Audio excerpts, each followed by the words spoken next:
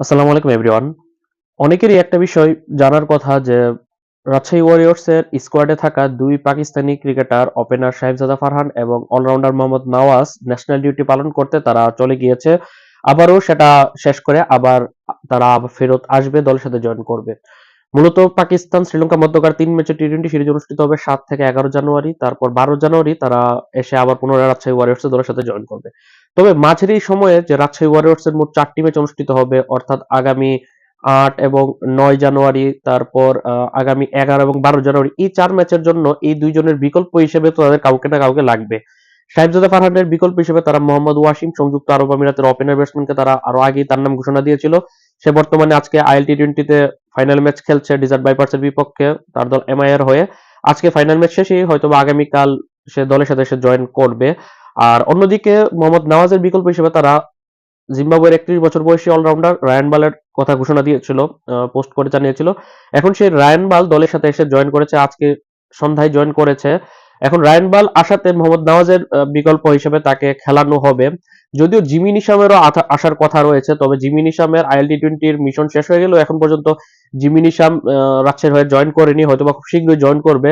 কারণ রাজশাহী ওয়ারিয়র্স এর নেক্সট ম্যাচটি হচ্ছে আগামী ৮ জানুয়ারি, আজকে ৪ জানুয়ারি, তাই যথেষ্ট সময় আছে তাদের জিমি নিশাম আসার, অথবা যে মোহাম্মদ ওয়াসিমও কিন্তু যদি আসে আগামীকালকে আসবে, সেই হিসেবে তারা বাংলাদেশে এসে ভালো প্রস্তুতি নেওয়ার কিন্তু একটা যথেষ্ট সময় পাবে। এখন যদি রায়ান বালকে নিয়ে কথা বলি, রায়ান বাল গত বিপিএলে দুর্বার হয়ে দুর্দান্ত পারফর্ম করেছিল, আগের ভিডিওতে জানিয়েছিলাম। ১১ ম্যাচ খেলে ২৯৩ রান করেছিল, ৭৩ এভারেজ, ১৪৬ স্ট্রাইক রেটে, বল হাতেও ৭টি উইকেট শিকার করেছিল ৮.৪১ ইকোনমি রেটে।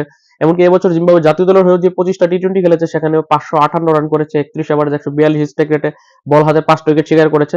তাই রায়ান বাল মোটামুটি ভালো প্রস্তুতি নিয়ে কিন্তু আসছে বিপিএল এ খেলতে। মোহাম্মদ নওয়াজের জায়গাতে সে খেলবে।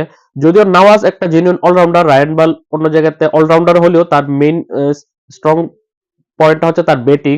বোলিং এ সে নিয়মিত, তার উপর ৪ ওভারের বোলিং কোটা পূর্ণ করার আস্থা কি রাখা যাবে কিনা সেটা নিয়ে একটু শঙ্কা থাকতে পারে। তবে যেভাবে বিপিএল এ সিলেটের পিচ বিহেভ করছে, বিশেষ করে দিনের বেলাতে যেভাবে স্পিন ধরছে, ওইটা চিন্তা করলে রাজশাহী ওয়ারিয়র্স এর দিনের বেলার ম্যাচগুলোতে রায়ান বালের লেগ স্পিনটা কার্যকর হতে পারে। যদিও রাজশাহী ওয়ারিয়র্স এর মধ্যে genuine leg spinner Sandeep Lamichhane আছে।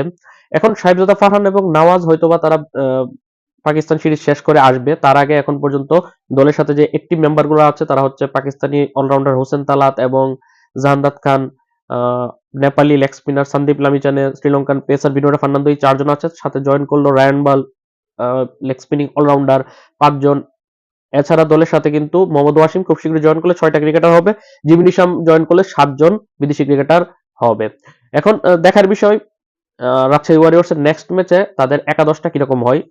সাহেবজাদা ফারহানের বিকল্প হিসেবে ওয়াসিম যোগ দিলে ওয়াসিম একাদশে তার জায়গাতে রিপ্লেস করবে। অন্যদিকে নওয়াজের জায়গাতে রায়ান বাল খেলবে, নাকি সেই জায়গাতে জিমি নিশামকে নামানো হবে যদি জিমি নিশাম জয়েন করে, সেটাই এখন দেখার বিষয়। আল্লাহ হাফেজ।